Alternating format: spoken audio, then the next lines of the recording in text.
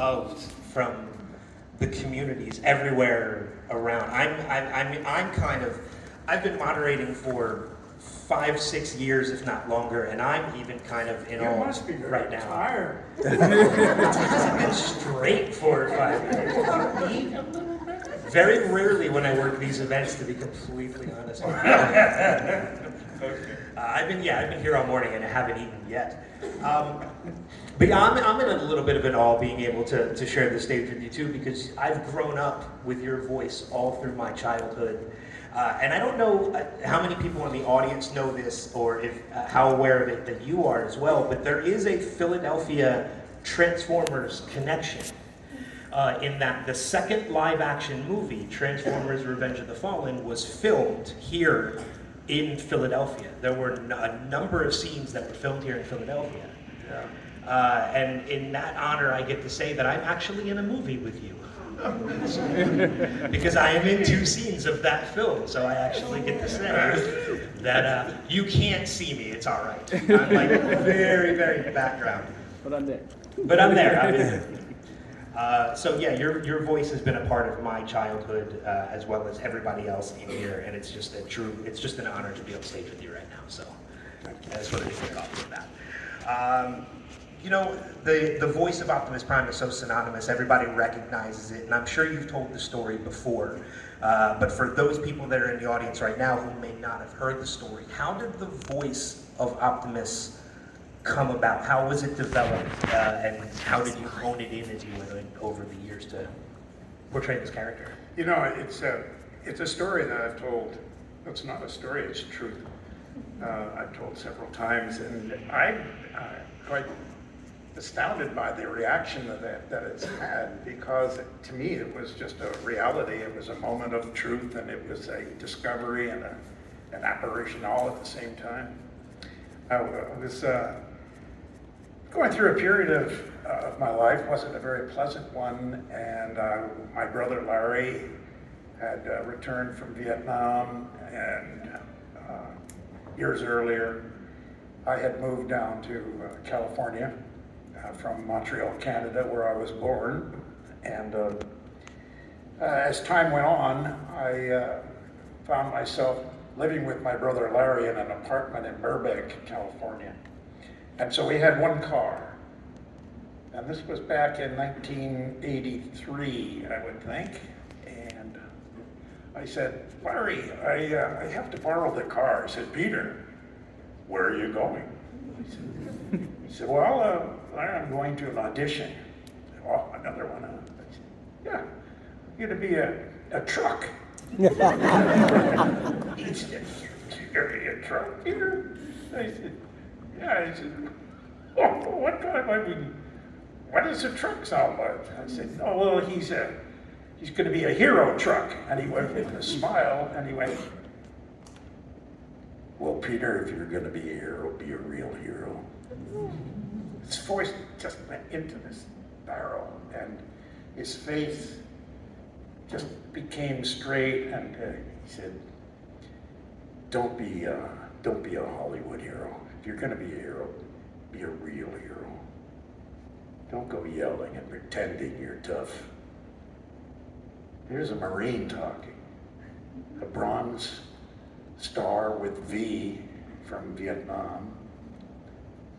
Became a captain after his lieutenant tenure, and then his face just kind of said to me, Peter, be strong enough to be gentle. And he just gave me that whole sense of what Optimus Prime was going to be right then and there. I went to the audition, illustrations of what Optimus Prime was and then transformed into this body, and then back into that Kenwood and with the tractor trailer, you know. So I was saying, okay, this is a huge character. He's big and he's strong and all that stuff. And I said, kids are gonna love this, you know. So I read the script, and it was I could have just been, these could have been the words. The words were, my name is Optimus Prime, from the planet Cybertron.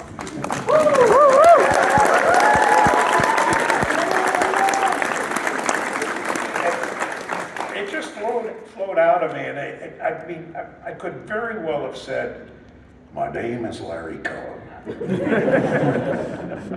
United States Marine Corps, you know.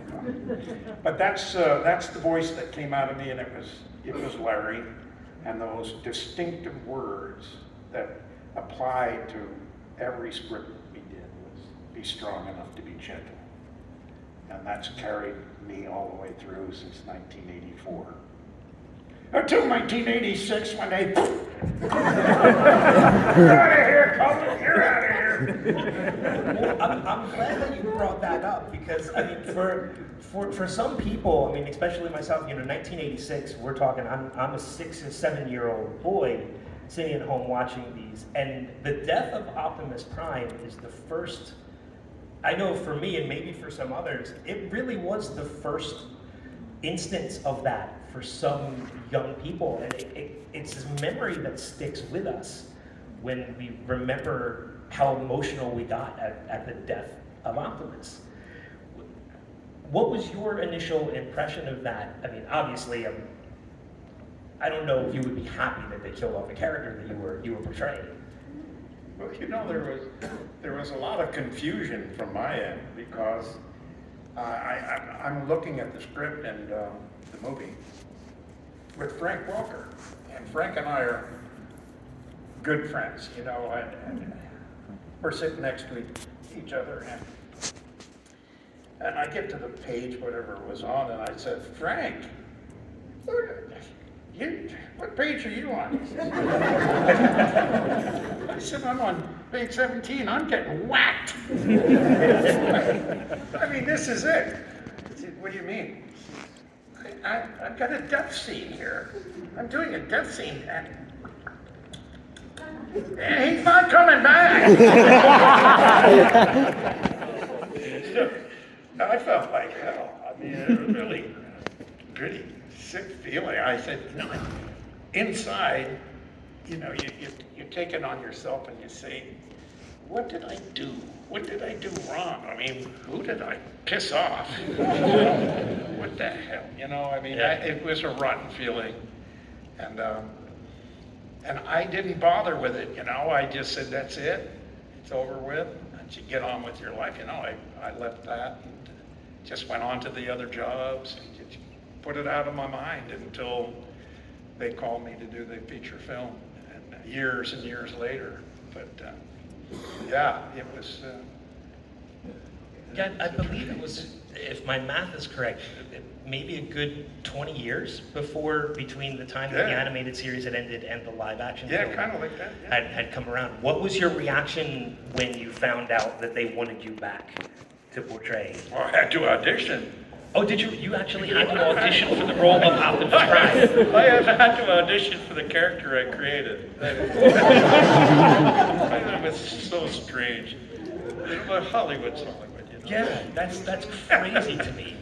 That you would have to audition for a character that you brought to life. Yeah. So, but I mean, again, it had been 20 years, but thankfully, I know I'm sure other people would agree with me. You got the job. Yeah, I did. And you came back and you got to portray that character. Yeah, I felt really nervous about it too. I didn't have that old confidence I used to have when I was doing the series with the guys. You know, we had a great time. It was always fun. You know, we always had something going on in the booth, you know, where we recorded. And of course, Frank Welker, he would always supply something strange, surprisingly funny, always. I mean, it wouldn't, if you were reading a line and you'd hear, like a faucet dripping, I can't do it the way he does it, but you go, that producer, director would be saying, can we get some order back in there? Can we get going? Can we do that line again? Let's see, this is line 54, take 3.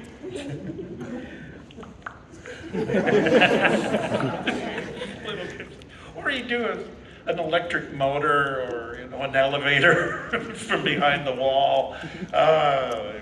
We had so much fun doing that. Back then in the 80s when you guys were recording the series as opposed to, what they do now where you are usually alone in a studio, back then in the 80s, were there many of you in the booth at the same time? Yeah, there'd be probably about 12 of us, all be in a line, and then we'd be looking straight towards the glass barrier between us where the producer, directors, and other people sat listening to our madness.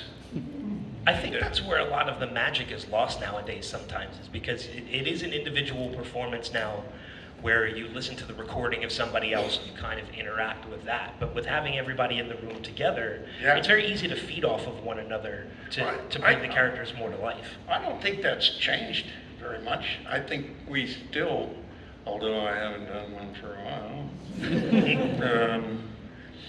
in the movies I worked alone. I would work with Michael Bay, and in this last one, the Rise of the Beast. This is with Stephen Keppel, and he's a fantastic young director that I just got along with so well. What a brain! You're gonna like this movie, folks. I'm excited. I know you can't talk too much about it because the movie hasn't released yet, but I'm actually excited. I'm getting to go to a screening of it on Monday, so I'm going to be seeing it within the next 2 days. So I'm really excited about that. This Monday? This coming Monday, I'm going to. That's the premiere. I mean, that's the. Oh, you were? Yeah, I get to see it about a little less than a week early. So I'm going to it too, but it's in New York. Oh no, mine's here in Philly. Yeah, so mine's in town. Mine's in New York. Do you want to switch? No. Okay. No, I wouldn't either. If anybody in the audience does have questions for Peter, we're going to try and get through a couple of them. I don't know how many we're going to get through as we go through, but before we get to that, over the years there have been different versions and iterations of Transformers in which you've reprised Optimus, obviously, and usually there are kind of variations of the series itself.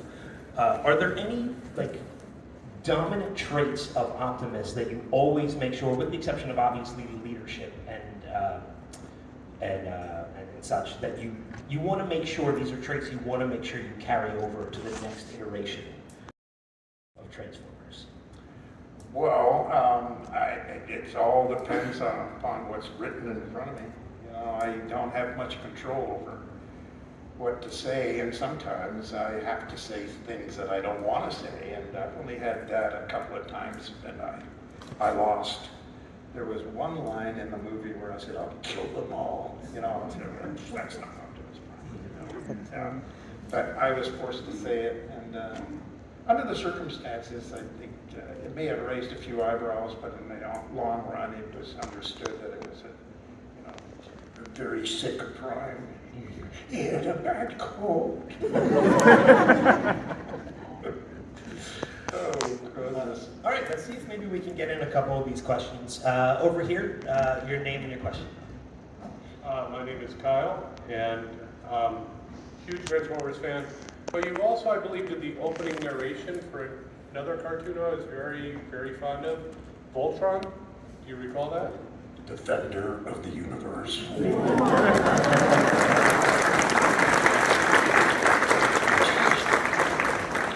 Guys, you remember all of this stuff? Wow. Commander Hawkins. So how did that come about, and do you remember the narration? Could you give us a little? How did the job of narrating for Voltron come about? And do you remember what the narration was?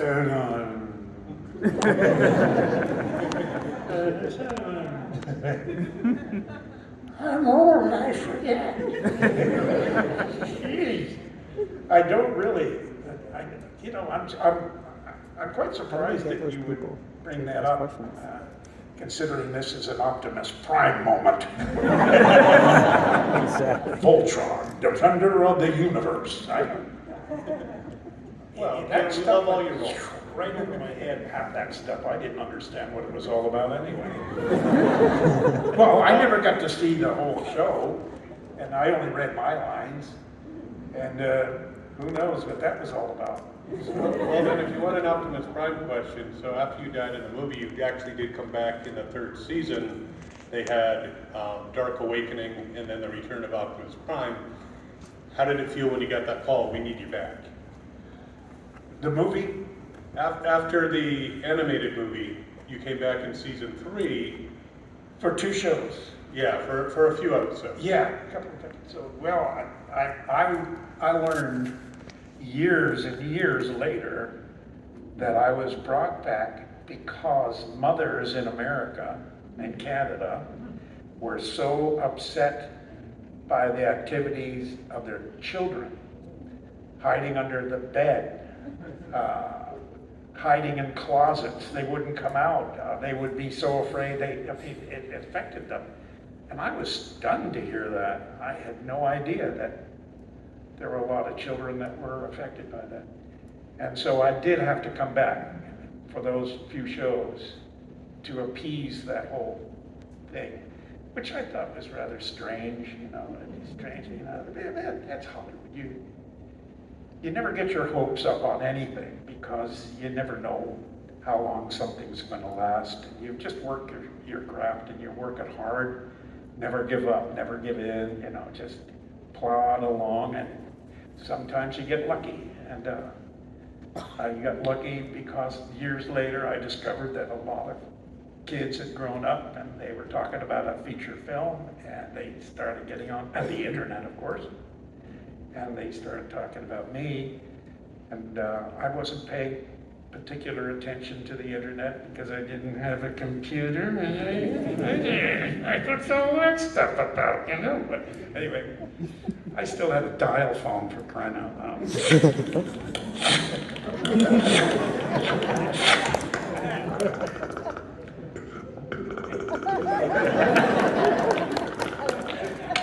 Hello? Yeah, hi, this is Peter.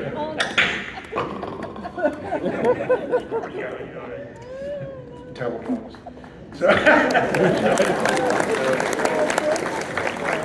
but the internet had so much going for it, for my inclusion into that, that they eventually, said, okay, let's get him, okay, or whatever they do. And anyway, I went to the audition, Michael Bay, and I said, I was very nervous. I was really nervous. And I was also, they were auditioning for Ironhide. And so there was a scene, and there was a girl reading Ironhide and then Optimus Prime. And Michael Bay sitting here, the girl is sitting here, somebody sitting there, I'm sitting here. And she started reading Ironhide. She said, well, whatever the line was, and I said, here, let me do that. I do Ironhide. Oh, come on, Prime, let's kick some butt. And whatever the line was, not now, Ironhide. Relax, Cullen. We'll get them on our own time. Oh, I won't do it now, Prime, no. And Michael Bay sitting there going, did I hear that? Okay, that's enough of that, that's enough. And the girl was sitting there going, she's looking straight up at me like that. It was bizarre. I was nervous, who knows? You just give it your shot, give it everything you have. And you walk away, you're getting into your car and you're saying, what am I doing here? I just auditioned for Ironhide and Optimus Prime. And That had to get you the job, though. Just portraying both of those for Michael Bay and just seeing him drop jaw. well, I don't know if he dropped. I made that up. Sorry, Michael, if you're out there. I buy it. Yeah. So, Thank you so much. all right, thanks for your question.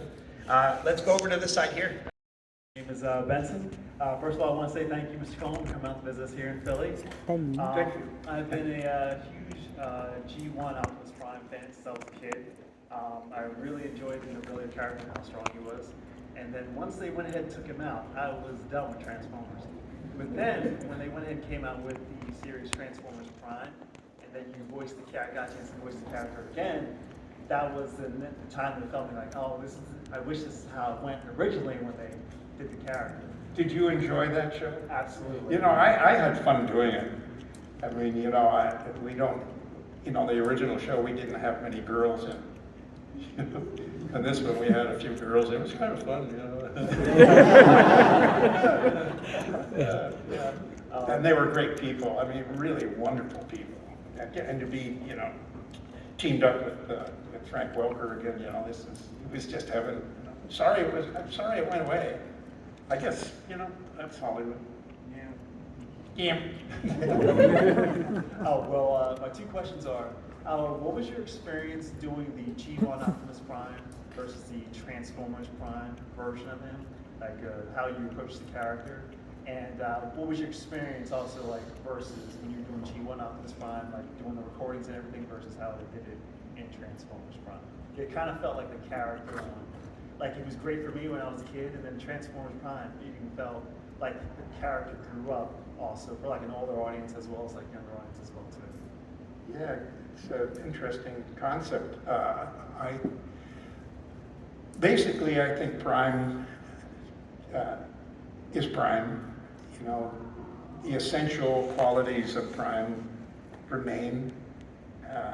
They're so embedded in, you know, my brother Larry, and of course the writers and the scenario, whatever it may be, always seem to remain true. And if it wasn't true, I would try to make it true. But I don't remember having any difficulty or memories of any of those instances where it was a problem or a dilemma of any kind. It was always natural.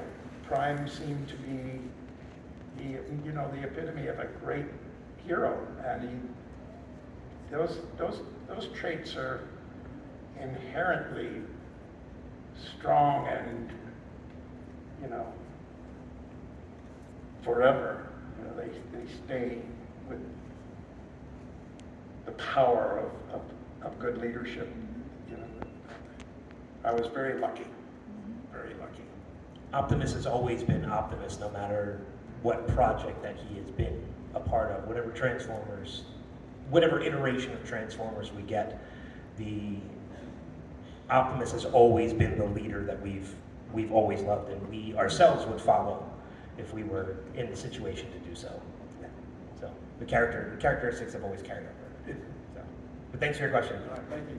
Thanks again. Thank you. All right, let's go over to this side here. What's your name and your question? Hello, Mr. Cullen. My name's Greg.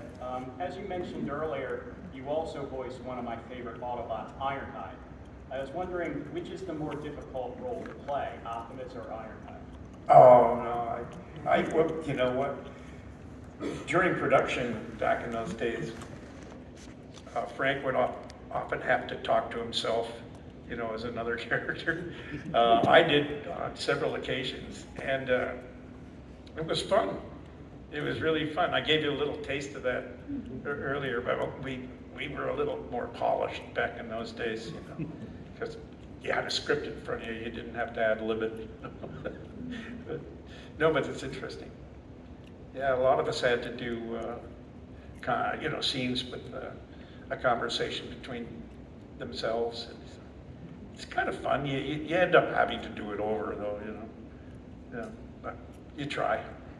Thank you. Thank you. All right, we'll switch back over to the side. Your name and your question. Hi, Peter. My name is Andrew. Hi, Andrew. Hi. I grew up with you since I was about 6, 7 years old, and I made it a point for me and my brother to not miss a single episode of Transformers. And even with Transformers Prime, I had my twin nephews watching that, and they really enjoyed the show. My question is, with every script that you've read and performed, which script do you believe was the most challenging script that you performed? So of any script that you got, whether it be of any G1 Transformers Prime. Which script do you think was maybe the most challenging to perform? Well, that's a good question. Oddly enough, every script that you get is a challenge. But some scripts aren't as good as others, and you don't have any control over that. And some have more action than others, and some have more messages than others. Generally speaking, I don't think we ever concentrated on that as a problem or as an issue of any kind. We read our scripts, and sometimes we only read them once and then we were taping, and sometimes they taped before we even read it. No, maybe not. I don't remember this so long ago. I can't remember any problems with that. But then there's a lot of things I can't remember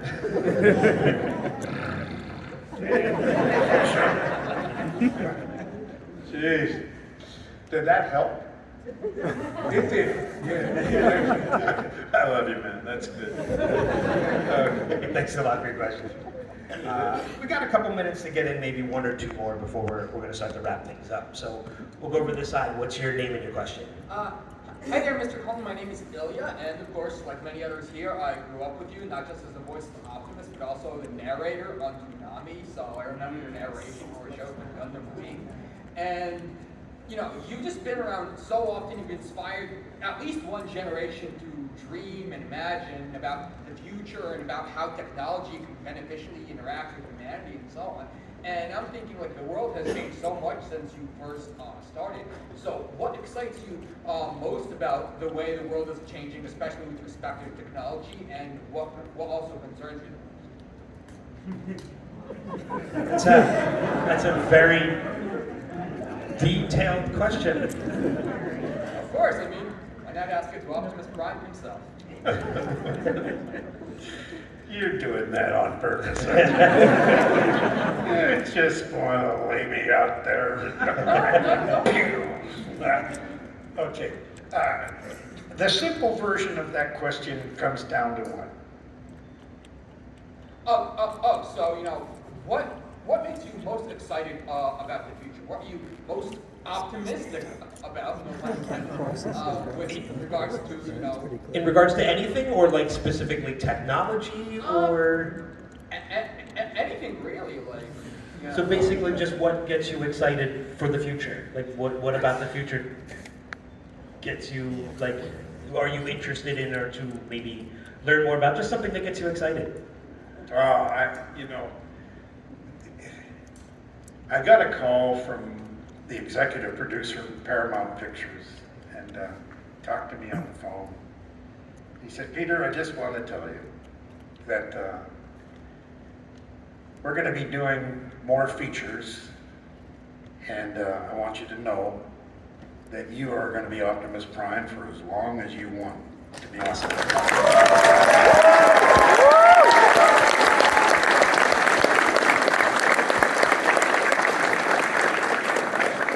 I was very happy about that myself. But then there was a flip side to the coin. He said there was the animated shows that we're going to do. We're going to be using a younger Prime, and which makes sense, He said, but the features, you are going to be on this Prime. But for the TV series and all that other stuff, whatever they call them, films and whatever those words are, fancy words for, doesn't cost a dime. We get these things done for nothing, we just have to put them on screen, look them over here, get the writers to strike, all that stuff. So we'll be doing animated using a younger person. I said, well, that makes perfect sense to me. Here's a guy that's going to be training, the way I trained you guys when you were 6 years old. That's a long time ago. And I could understand that. But see what comes what may. And I look forward positively, and I look forward to whatever they're going to do in the future, but live for the present.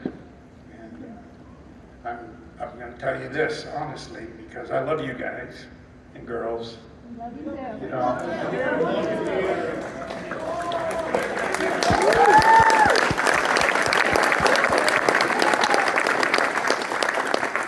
thanks. I feel the way about you guys, and I hope that I'm around for a long time to do more features, and because I have it in me, and I don't want to not do it. I really want to do it, so it gives me a real incentive to be with you guys.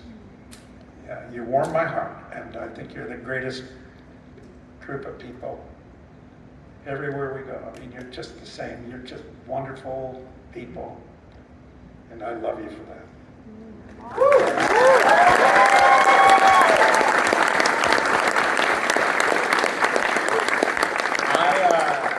We're coming to the end, so I apologize for anybody whose question didn't get asked, but I really, personally, I don't really think we could have ended this panel any better than that.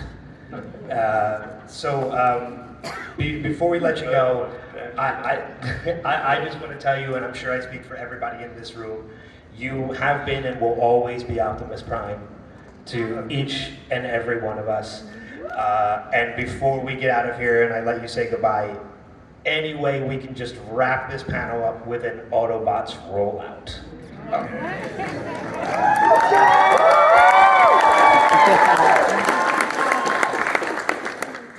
Hold on to your dreams.